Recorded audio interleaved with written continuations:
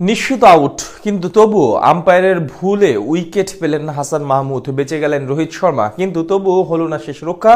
পরের ওভারে এসেই বুদ্ধির পরিচয় দিলেন এই বোলার, ফাঁদে ফেললেন ব্যাটারকে, এবার করলেন ক্যাচ আউট। হাসান মাহমুদ আর তাসকিনের ফালানো টোপে বোকা বনে গেলেন ভারতীয় দলনেতা। স্বাগতিক ব্যাটারদের বাঁচাতে আম্পায়ারের এমন পায়তারা, আর কিভাবে হাসানের ফাঁদে পা দিলেন রোহিত শর্মা, সবকিছু এক করে জেনে নেব রিপোর্ট। ভারতের বিপক্ষে ম্যাচ আম্পায়ারিং নিয়ে বিতর্ক থাকবে না, সেটা যেন এক দুর্বল বস্তুতে রূপান্তর হয়েছে। এদিনও হলো না তার ব্যতিক্রম। বাংলাদেশের ম্যাচে শুরুতেই দেখা মিলল আম্পায়ারের ভুল। রোহিত শর্মাকে বাঁচিয়ে দিলেন নিশ্চিত আউট থেকে, কিন্তু বিধাতা হয়তো লিখে রেখেছিল ভিন্ন কিছু। তাই তো হাসানের বোলিং ফাঁদ থেকে তাকে বাঁচাতে পারল না কেউ। চেন্নাইয়ের আকাশের ঝলমলে রোদের মুগ্ধতাকে সঙ্গে নিয়ে প্রায় 2 বছর পর সাদা পোশাকে মাঠে নামে বাংলাদেশ ও ভারত দল। টসে জিতে আগে বোলিং করার সিদ্ধান্ত নেন টাইগার অধিনায়ক নাজমুল হোসেন শান্ত। চিদম্বরম স্টেডিয়ামে তার এমন ডিসিশন দেখে প্রথমে কিছুটা বিচলিত হয়েছিল বাংলাদেশি সমর্থকরা, কিন্তু অবাক করে 2 দলের একাদশী নেওয়া হয় 3 পেসার, সেটাই আভাস দিচ্ছিল ভিন্ন কিছুর।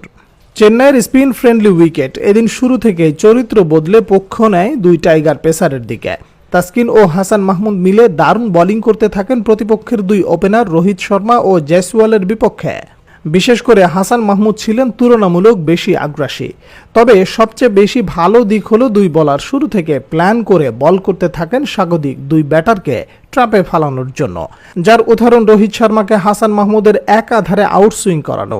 শুরুর 2 ওভার দেখলে যেটা আরও বেশি পরিষ্কার যে তিনি চাচ্ছিলেন তার বিপক্ষে রোহিত শর্মা একটা কাভার ড্রাইভ করুক, যাতে বল এইচ হয়ে স্লিপে যাওয়ার সুযোগ থাকে।